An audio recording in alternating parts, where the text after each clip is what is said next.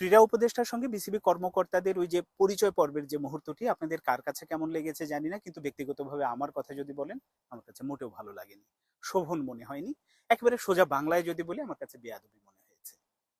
ক্ষমা করবেন, অনেকেই হয়তো এই শব্দটাকে পছন্দ করবেন না, কিন্তু আমি ব্যবহার করতে বাধ্য হলাম। কারণ মানে এটা শুধু বিসিবির কর্মকর্তা বলে না, ওখানে যদি অন্য যে কোনো লেভেলের মানুষই থাকতো, বয়োজ্যেষ্ঠ হতেন, তাদের প্রতি সম্মান দেখানোটা ক্রীড়া উপদেষ্টার অবশ্যই উচিত ছিল।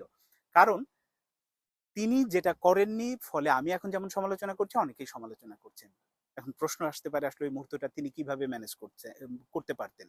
তিনি তো ওই চেয়ারে বসে আছেন, তার সাথে কথোপকথন, এটাই স্বাভাবিক। হ্যাঁ, উনি হয়তো বয়সে ছোট, চেয়ারে বসেছেন, দায়িত্ব পেয়েছেন, অবশ্যই ভালো, এটা এটা সমালোচনার কিছু নাই। কিন্তু উনি যদি ওই পরিচয় পর্বের মুহূর্তটা শুরুতেই আসলে সবাইকে বলতেন যে আমি সবাইকে চিনি, আপনাদের আমি জানি, কিন্তু তারপরেও যেহেতু এটা একটা ফর্মাল মিটিং, আপনারা সবাই সবার জায়গা থেকে পরিচয়টা দিন। বসেই হয়তো নামটা বললো, পরিচয়টা দিল, কে কোন বিভাগে কাজ করছে, কি করছে, হয়ে যেত।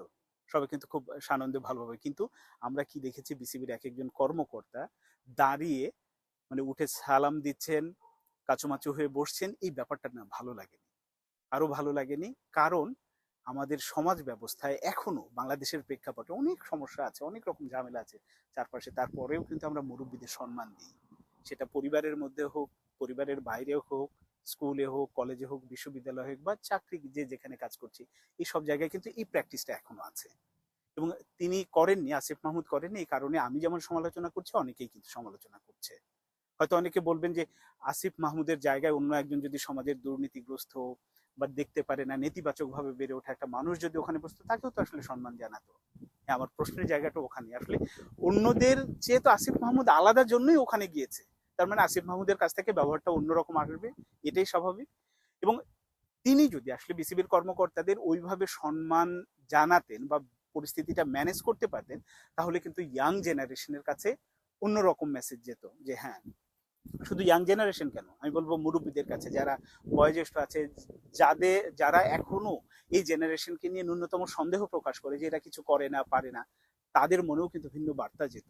যে না, এরা শুধু আসলে সমাজ পরিবর্তন, সরকার পরিবর্তন করে না, চারপাশ পরিবর্তন করেন, এরা মানুষকে সম্মানও দিতে জানে। এই মেসেজ যাওয়াটা খুবই দরকার ছিল।